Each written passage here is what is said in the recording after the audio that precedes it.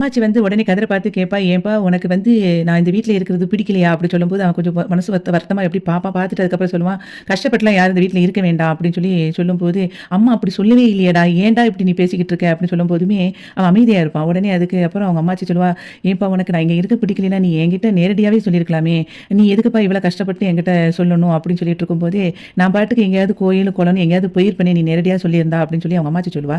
அத கேட்டு சக்திவேல் சொல்லுவான், "ஏன் ஆத்தா உனக்கு இங்க கடல் மாதிரி வீடு இருக்கு. அத விட்டுட்டு நீ ஏன் கோயில், குளம்னு போகணும்?" அப்படி சொல்லும்போது, அதுக்கு வந்து கோமதி சொல்லுவா, "கடல் மாதிரி வீடு இருந்து என்ன புண்ணியம்? நீ தான் உங்க அம்மாவ வந்து வச்சு பார்க்க முடியாம வீட்ட விட்டு தொரத்திட்டியே!" அப்படின்னு சொல்லி சொல்லுவா. "அப்ப இங்க மட்டும் என்ன வாலுதான்?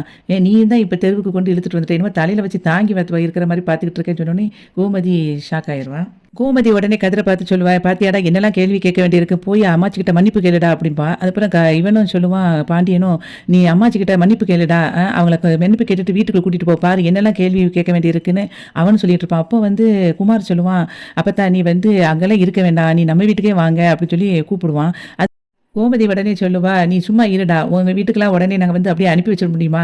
நீங்க பாட்டுக்கு வெளிய தள்ளி விடுவீங்க. நாங்க வந்து அப்படியே திரும்ப வந்து உங்க வீட்டுக்கே அனுப்பி வைக்கணுமா? அதெல்லாம் முடியாதுன்னு" சொல்லும்போது, அதுக்கு சக்திவேல் சொல்லுவான், நீங்க மட்டும் என்ன பண்ணிட்டு இருக்க? நீ பெத்தது வந்து இப்ப என்ன பண்ணி வச்சிருக்கு? தெருவுல தானே கொண்டு இழுத்து வச்சிருக்கு" அப்படின்னு சொல்லி சொன்னோனே இப்படி அமைதியா உட்காந்துருப்பான். அந்த நேரத்தில சக்திவேல் வந்து அவங்க அம்மாட்ட போய் சொல்லுவான், "ஆத்தா நான் வந்து உன்னைய வந்து அந்த நேரத்தில கோவத்தில உன்ன பண்ணிட்டேன் தான். அதுக்காக நீ இப்ப உன் மகன் வீட்டுக்கு போய் உட்காந்துருவியா? நீ என் பையன் கல்யாணத்த நிப்பாட்டிட்ட. அந்த கோவம் என் மனசுல இருந்துச்சு. அதனால தான் உன்ன நான் அந்த மாரி பண்ணிட்டேன். நீ நம்ம வீட்டுக்கே வா ஆத்தா. எனக்கு தெரியும் இந்த பரதேசி வீட்டுல வந்து உன்னால ரொம்ப நாள் தங்கி இருக்க முடியாதுன்னு" அப்படின்னு சொன்ன உடனே கோமதிக்கு கோவம் வந்துரும்.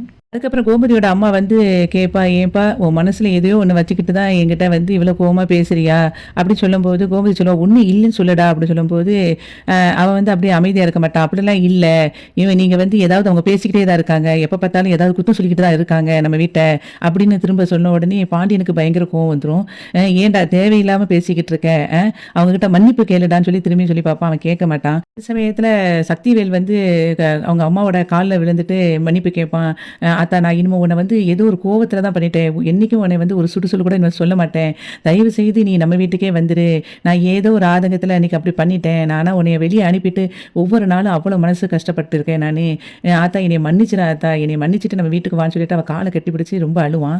உடனே அதுக்கு வடிவு அதுக்கப்புறம் அவங்க அம்மாட்ட போயிட்டு சொல்லுவா, "அத்தை வாங்க, தம்பி தான் மனசு திருந்தி உங்ககிட்ட மன்னிப்பு கேட்டுட்டார்ல, நம்ம வீட்டுக்கே வாங்க" அப்படின்னு சொல்லுவா. அப்புறம் சுகன்யா சொல்லுவா, "உங்களுக்கு இத்தனை ஆம்பள பையங்களும் ஒரே வீட்ல தானே இருக்கிறாங்க.